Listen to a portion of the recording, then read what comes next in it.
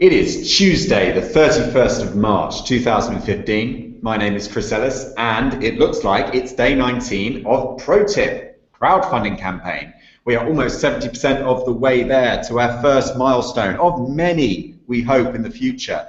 Big thanks to Mark at Bittylicious, who has just confirmed that he will be sponsoring this crowdfunding for $300. So that takes our current total up to $6,752. Don't trust the official Indiegogo score, because they are not including the very important Bitcoin donations that you have been sending us. So this is the official one. If you come to the Indiegogo page, the link is below, click on the updates tab, that will give you the proper amount that we have been raising. Also, I can announce that David Bailey, Chief Fulfillment Officer of ProTip, has been delivering your perks at his own private expense, early, ahead of schedule. He's been sending them out to you. That's really, really cool. Now, we have a special announcement as well, because it's not just that we want to send you these things early, because, you know, we think that Bitcoin is deprived of people, you know, that actually commit to their promises and do the things they say they're going to do. He's also telling me that he will send some random perks to anyone who's already given a perk of $10 or above. All you have to do is send an email to him, inquiry@hardbtc.org. We've got your email on file from when you perk, so make sure you use the same email that you registered your perk with. And you can choose between one of these amazing money clips, fiat not included, or one of these really cool badges as well. There's also we've got a couple of key rings lying around. We can't guarantee that we'll be able to give you what you've asked for, because it is while stocks last. That is the only caveat, but he does have some sort of extra bits and bobs that he's had lying around in stock for a while, and he's happy to kind of say thank you to everyone for your support. And finally, we've also successfully now sold the Cryptsy artwork that we auctioned last week on eBay. So thank you very much for all your support on that. But now we're thinking we want to up it a level. We've now got this very rare, I think there's only like 250 of these specific 10 Bitcoin Cassatius coins. Now, apparently that's controversial, because Mike Caldwell, who made these coins, did make various versions of them. Some of them have like a gold B, and some of them have like the silver B, as you can see here. So apparently it's controversial, but there's not very many of these on the planet, folks. That's the point. And it's actually got 10 Bitcoins right here behind the hologram, and those are very, very interesting. So yeah, thanks very much for your support. I can also announce that tomorrow we will be releasing an early special preview version of the app on the Google Chrome store. This will only be for anyone that has pledged $25 and above. Okay, so if you've already pledged $25, you will receive an email tomorrow with an exclusive link to the Google Chrome Play Store, and that will allow you to install the app. There is a limitation in the app, which is that it won't have the Bitcoin wallet pre-installed. There's two reasons why. One, we don't want you accidentally tipping people that you don't want to tip. We haven't tested this algorithm yet, not fully anyway, so we want it to be responsible. Number two, we've just learned that the CryptoKit code, of which we've used a little bit of in our extension, may not be open source. We haven't had confirmation from CryptoKit. The license on their GitHub doesn't exist, which means that by default it is copyrighted, although it does say on their website that the code is open source, but apparently, I don't know, there's some confusion. So what we've decided to do is use someone else's code. So there's some more wallet code. The reason we use other people's open source code is because that's what open source is all about. There's no point in us reinventing the wheel. We'll use the best software that we have available that's already there. We feel that most of our strengths are in the algorithm anyway, in working out how you want to tip online, automatically creating and helping you discover new exciting artists, and then helping them be rewarded. So that's the roundup. Let me just get up because some of you are probably thinking, I want to tip this thing right now. And you can, it's true. You can do that by coming over to, right down beneath in the description, you've got the link to the ProTip address. This is it for your convenience. You can pause this video right now, get your phone out, send us some money. All tips are appreciated of any size. Really, really grateful to all of you that have supported us before. It's actually about $3,000, because we sold some of the Bitcoins before the recent price slump. So I think the total amount of Bitcoins we've raised is about $3,000. So that's all really, really cool. So we are actually a man down today. We were supposed to be talking about music and money for a second time with Shem, who is stuck on a train at the moment. So Theo, talk to me. What have we got going on in the news? No, I was doing the music now. Yeah, well, the news is that apparently there were someone from the Secret Service and someone from the DEA, uh, basically stealing coins on Silk Road and, doing money laundering. And this is a really great graphic you've got there that really Well, shows it. this was And, this is you know, Bitcoin is anonymous, except when it isn't. On the blockchain, right. no one knows you're a federal agent. That's right. So it's equal. It treats everyone equally, no matter if you work for That's the right. DEA, Secret Service, FBI, CIA, M15 or M16, whatever it is, and so on and so forth. So the blockchain views everyone equally. I haven't, taken a look if they tried to mix or anything. It looks like they didn't. It looks like they did try to put some air gaps. I mean, they did know something, but if I'm not mistaken, one of them did something funny like, I'm just going to make an account at this exchange using my real name and try to launder this Bitcoin or something like that. So, they obviously had, they were confident. And, as much as people want to criticize Secret Service, DEA, and so on, I am probably going to agree with you. I don't know if, this could show, this doesn't prove a pattern of abuse. Actually, this is probably stuff that happens all the time. So let's think about it. So these guys that work for, especially for DEA, have got stacks of cash they're exposed to stacks of cash around them all the time, dangling in front of them. And they probably earn decent wages and they have good benefits because they work for the government, but it's just a matter of time before one of them, decides, well, no one's going to notice if I take 1,000 cash. I mean, it's drug money anyway, and that's, I'm assuming similar logic was in place when they said, well, it's just this, Bitcoin funny money, and it's supposed to be anonymous anyway, so I'll just take some and cash it out. No one will care. And I think and the other thing that we were talking about before the show is that this is a really interesting timing. So this is after the Ross Ulbricht trial. So this was not public during the trial, and I'm not 100% sure, but I think the lawyer might have had some information about it, but wasn't allowed to present this at the trial. And this is also, I believe yesterday was the day when Charlie Shrem went to prison, and he agreed on a deal, and he admitted to basically selling, kind of being a liquidity provider for someone selling Bitcoin on the Silk Road. So I think his crime is something like unauthorized money transmission. I don't know, someone's going to have to correct me on that, but I believe it's something like that. But anyway, it's indirectly related to Silk Road too. So it's just the timing of this is interesting that it comes out now. Why not a week ago? Why not 3 months ago? I'm sure. I can tell you why not 3 months ago, because the trial was going ahead and they didn't want to. I wonder what else they did tell us, Exactly. And so the question is this it? Or is this just the tip of the iceberg? Because, I mean, if these guys did it, who else was there in Silk Road that was an agent? And who else was, stealing Bitcoins or buying drugs and just happened to use some of themselves? I mean, like I said, I'm sure this happens in the fiat criminal world when the DEA or whoever is investigating, crime that's dealing with fiat. Well, did you see this story as well in the Independent in the UK? No, I didn't. You can't make this shit up. I mean, this is a 5-day-old story. DEA agents had sex parties funded by drug cartels. Right. So the next story is going to be the same one, but instead of cartels, replace the word with Bitcoin. Right. So see. So guess what, guys? Human beings are fallible. They make errors of judgment. They think they can get away with things, so they try it out. They have the ability, they have the motivation, and they can anticipate a future where they get away with it, and that's why they do it. And they're all human. It doesn't matter whether you're a police officer or anything. Like, if you're a human being, you are subject to certain incentive structures.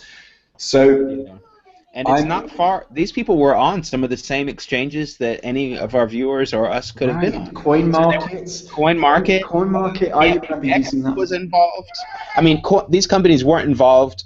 They were just used, from my understanding. So Can't BX near Atlanta, Coin Market, are more of the, I guess, quote now, old school kind of exchanges. They're not really popular now, but they were known, years ago, and have been and were around before Bitcoin was as big as it is now.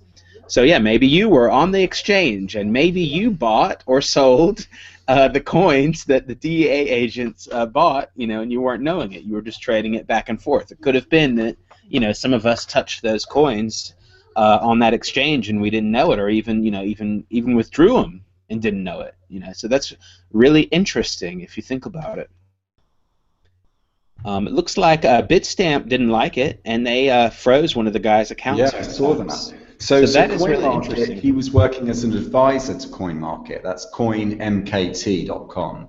It's now been sold to AMX, the other exchange. So this is really interesting. He was selling himself as an advisor, and this is quite common, particularly in the UK. I know that a few people that work for the tax authorities, they write the rules for the taxation, and then they leave their jobs and go work with a consultancy firm, charging high fees to help people get out of the rules. So if you're rich, it's like, hey, I wrote these rules, so if you want to know the loopholes, just pay me and I'll tell you. And so you really are getting one rule for one people and another set of rules for another group of people. I don't really know what incentive everyone else has to keep playing by the rules if these aren't really the rules. They're not laws anymore. They're just literature. Like, you're just writing them down, but they don't really mean anything. Yeah, I agree. I mean, it's totally crazy. So if anyone, I just want to remind, you can ask questions, use the question and answer function in Hangouts. I'm also in Whale Club TeamSpeak, so guys, if you have questions, you can just put them in the chat or PM me. You could like simulcast. We could do a show from TeamSpeak. Yeah, I'm not sure how to hang it up, hook it together, but people have done it so it hooks together. Hey, it looks like we've got our hey, aren't artists and musicians the most punctual people? I don't know if he's got his headphones on, but they're notoriously not exactly punctual people, let's say. But that's okay. Are you there, Shem? I guess he's not. Hello, testing. Anyway. Well, so Bitstamp did freeze their account, and I'm wondering if, let's see, around May 2nd, 2014. So I'm trying to remember, when was the Silk Road auction announced? Wasn't it around then? It seems really weird, the timing of all this stuff. And it couldn't be, I mean, maybe it's just my conspiratorial thinking, but, that a lot of this stuff is kind of all hanging together with some of the dates. So May 2nd, 2014, it says one of the guys emailed Bitstamp to request they delete all transaction history associated with his account. So that's funny. And also what is really ironic is one of the guys that's working for one of these agencies, his last name is Force. I mean, what a better name than Force. That's just unbelievable. I don't even know if I believe that's his real name. It must be just a joke. So, yeah, I mean, now basically what this is going to also do is this is going to make people paranoid. Maybe they should be paranoid, but the next guy you meet at a conference is selling himself as an advisor. Who knows who he is? You never know. I mean, it could be. It could be anyway. It looks like Shem keeps trying to join us, but he's getting blocked by the Secret Service and DEA. Since we're on that topic, so he keeps dropping DEA. out. Maybe. Yeah, that's what it is. That's what it is. All right, so I've got so June 2014, US to auction seized Silk Road Bitcoins worth 18 million. That was June. Right. So what was the date you good. had? So I've got some stuff. How does from BTC Vix in Whale Club says how does this rogue agent stuff raise questions about what really happened at Gox? Maybe Carpelis isn't at fault as we thought. Now, that's a really good point. I mean, Carpellis, I think he was tweeting or something today. Yeah, I saw You that. know, hey guys, these guys stole from me. It could be that he really was, just playing with his cats and his little, contraptions, opening and unlocking doors, and then, these guys outsmarted him. It could be. Maybe Carpellis is a DE agent. We don't know. I mean, it's kind of, a strange thing. But what it does show is the defense of Mark Carpella, the defense of Ross Ulbricht made more sense than it did at the time, because now we know what we know about Silk Road and these guys. Now we know, hey, at the time it sounded really, really wild, kind of. Now we know, hey, that might have been a reasonable defense to just, question who is Dread Pirate. It's probably Mark Carpellis, And someone else in TeamSpeak says that Swampman says that a last name Force isn't his first name State. Yeah, that would make sense. I mean, it just sounds too much like a fake code name or something like that. Is this Carpellis? Yeah, this is Carpellis trolling us earlier. I mean, he is just a perma-troll now because of all this money I'm sorry, I'm not letting him wriggle his way out of it. So it turns out Carl Force, the corrupt DEA agent, killed MT Gox as revenge for Magical Tux not partnering with him. Magical Tux is Mark Carpellis, of course, even though it has nothing to do. Not quite sure what it has to do with the exchange. So let's have a read through this. We'll have to put the link down below, or you can just go to @MagicalTux on Twitter to see that. I don't think we connected on LinkedIn, says Force. I want to ask you if you could back me a deal for 250 Bitcoin, a sale. I'm exploring other work opportunities. DEA is scheduled for 14 furlough days this year. What's furlough mean? I don't know. For more than the next fiscal year. The American government and economy will crash in the next 5 years. I see Bitcoin as the currency of the future, i.e. Cyprus. And he says, I saw the news yesterday that you won't be partnering with CoinLab. Sorry to hear that. If you're still looking for US and Canada representative, please keep me in mind. Told you you should have partnered with me. Oh, I see. So there you go. Look, smiley face, threatening, condescending, sounds like he's come back at him the 15th of May 2013, and he said to Carpellis, see, should have partnered with me. And what Carpellis is saying, now that's actually 4 months after the exchange, no, about 5 months after the exchange officially started saying like that it couldn't do withdrawals of Bitcoin. So right, is that 5 months? Is that when it was? It was about January. It was late January. They were saying, Wait, well, that was 2013, right? Or 14? Oh, yeah, you're right. No, it's not right. What it is, though, it's still significant. We'd have to go back and double check it. It's significant because that's around the time when a lot of things got shady at Gox, where people couldn't get their fiat withdrawals. So they were. Oh, wait. So if it's 2013, no. That's a whole year before the whole thing. No, 2013, people were starting to have trouble withdrawing fiat from Gox. So US dollar. I remember now, yeah. And it started because there was some talk about something with Silk Road or some kind of weird US investigation. So, that's some of the speculation that maybe they were hacked back then and trying to cover it up, or it's part of the investigation or whatever.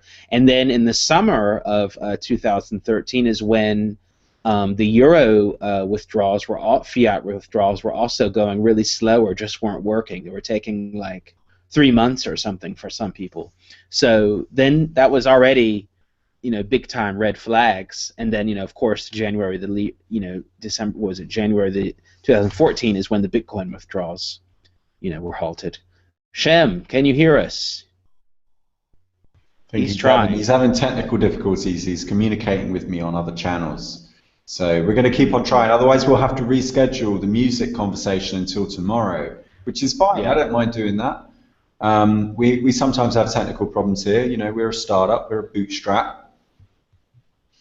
So I just think also he was telling Bitstamp, to their credit actually, they refused him and they froze this Force's account, this DA agent. But I think it just goes to show that we can't just have one set of rules for one people and another set of rules for everyone. It doesn't matter who you are. If you're in a position of power, you're in a position of incredible responsibility. And we've seen already that when we've had these kind of problems in the Bitcoin space, people start to reach out and become their own detectives. They start to look for problems in the blockchain. I mean, I don't see why we should trust them. I really don't.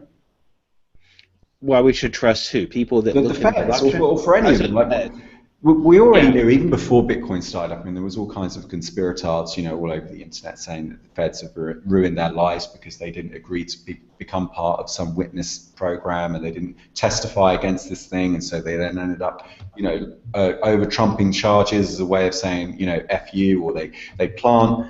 One of the other allegations you often hear amongst the conspiracy theorists is they do things like, if they really hate you and you don't comply with them, they plant child pornography on your computer and it sticks forever because, let's face it, you can't really live that down.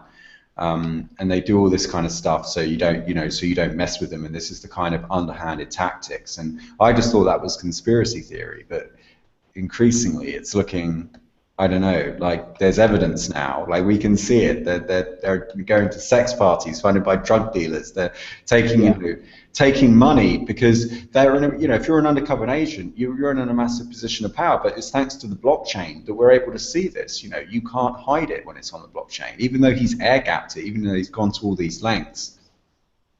Looks like he was looking for another job. And he had a financial incentive to go looking for that, for looking for that work because he thought he was going to lose his job. Well, guess what? Doesn't matter whether the state is charging, taxes and is able to fund these things. The fact is, people are going to do what they're going to do if he has an incentive, financial incentive. Yeah, and he once it works once, then you want to try to do it again. If it worked once being an advisor and stealing money, or being on Silk Road and stealing money, then you'll probably try it again. I'm trying to look at the detail here and see, but I don't. I mean, this is all really official if anyone's doubting it. I mean, even Homeland Security has, helped announce, this a criminal complaint is what has been issued. From 2012 through 2013 in the county of San Francisco, Northern District of California. Theft of government property, wire fraud, money laundering, and conflict of interest. So some very serious charges. I mean, this is big time. And like I said, let's see if this is the tip of the iceberg. And just think of all the headlines when Mt. Gox had their problems and they just finally went under. Bitcoin is dead and all that. And now we know a little bit about some of might have been going on in the background there. To kind of help some of this. Help it collapse. I mean, there probably was some negligence too, but we don't know everything that was going on there, so it's kind of hard for us at this point to say was Gox an inside job, I guess would be the big conspiracy question. Who knows? But if Shem is not going to join us, then I don't know. I guess we're going to delay the music discussion. We had a really good one last week about. I've got a few more minutes. I just want to because I've got to go to a Bitcoin meetup. Yeah. I mean, look, it's like this is Skewers. This is Travis, who is the CEO of CoinMarket, who I've now got this link. So it looks like we've got a link here. Let me just check. Yeah, so this is the quote, right? Just FYI, this is something that I think it looks like he's sending it to Force himself. Just FYI, if there's a work conflict, I'm not interested in doing anything illegal. So if we have to wait until you're not officially an employee with the DEA or whatever, then let me know. You're the best judge of that. So it looks like he knew that he was working in law enforcement. Wow, that's interesting. And I actually used to speak a little bit with Travis on Skype now and again when I used to be at Feathercoin and talking to him. And he seemed like a really nice guy. Seemed really clued up. Was a very keen Bitcoin entrepreneur. So yeah, but look, let me. I just want to give a shout out actually to a couple of people because we've also been asking you if you're an artist. We want us to send us your SoundCloud links, send us your DeviantArt pages, send us your Reddit posts, send us anything where your work can be showcased so that I can show how ProTip works. So here it is. You can see that we have from Kinlove here, who's sent me this on Twitter. His Bitcoin address has been highlighted. We've got ding ding up here. You can see it. Let me go to the proper presentation layout so that you can see it properly. 1 second. Whoa. Infinity. Right, so you load up the page, it highlights the Bitcoin address, it ticks it. You can untick it if you want to, if you don't want to tip the person. And then right up here we have the demo version, which we are releasing tomorrow exclusively to the early adopters.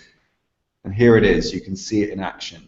And if you really like what someone's doing, like this interview that Victoria did with Andreas, you can give them a little bit more and you can subscribe to them. It lets you curate. You don't want to tip to yourself probably, so you can block certain people.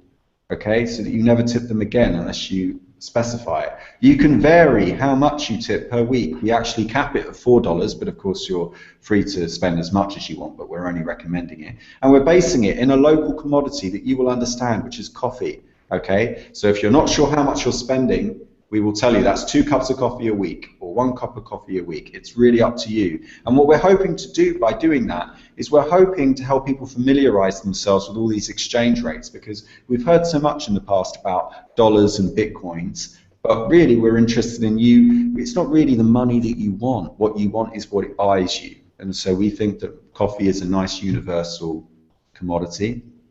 You can see your subscriptions here. We're thinking of putting in an opt-out subscription to development of ProTip, and so you can just opt out that. We want to know what you think about that as well. That can be opt-in or opt-out. It's always a thorny issue, so we'll take some feedback. We also have this mock-up of the feedback feature, which will let any artist send emails to their subscribers. So if you click subscribe to someone, it will let them send you messages, but you can only receive messages from people that you subscribe to.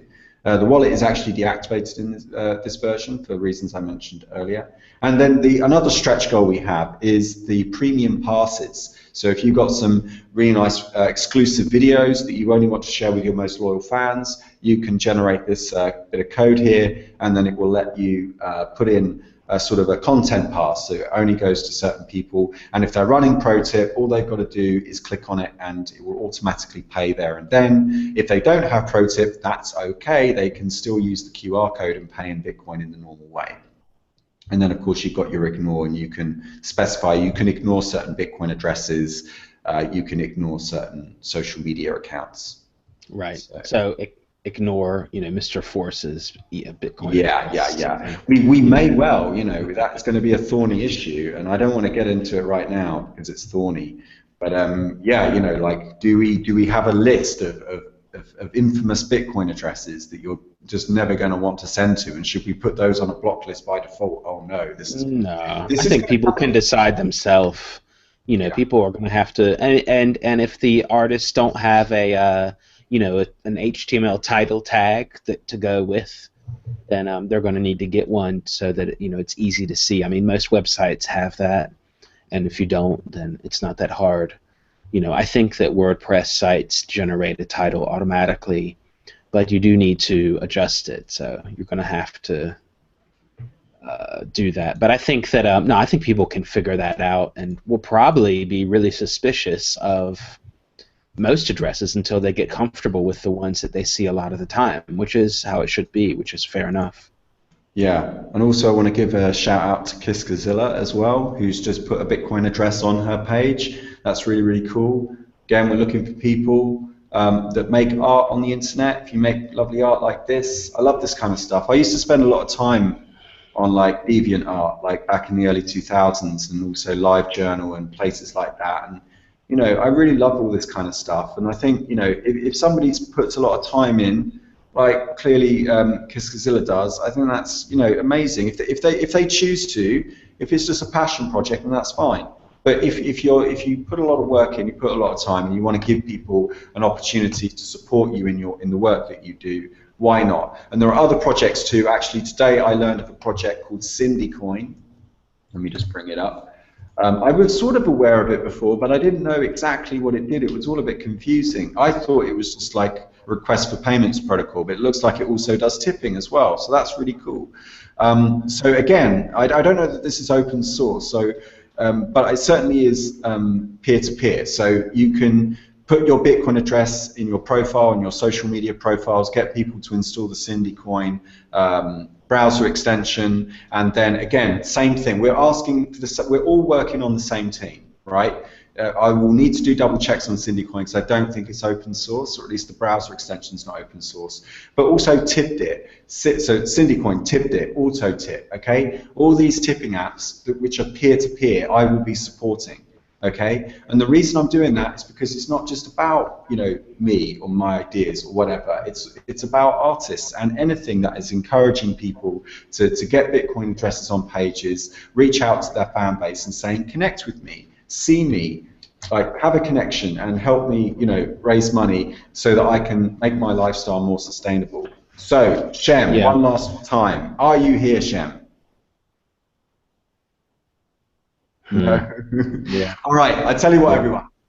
Thank you very much for your time today. We're sorry we couldn't bring you the music episode that we were hoping for. We haven't had any questions, but yeah, tomorrow I will schedule another interview with Shem, and hopefully we'll actually get some musicians on air with us as well. Thank you very much. Don't forget to check out all the links below. I will try and put all the links that we just discussed later on this evening into the description. Theo, thanks a lot, buddy. Okay, yeah. So, ProTip.is. ProTip.is. Bye-bye.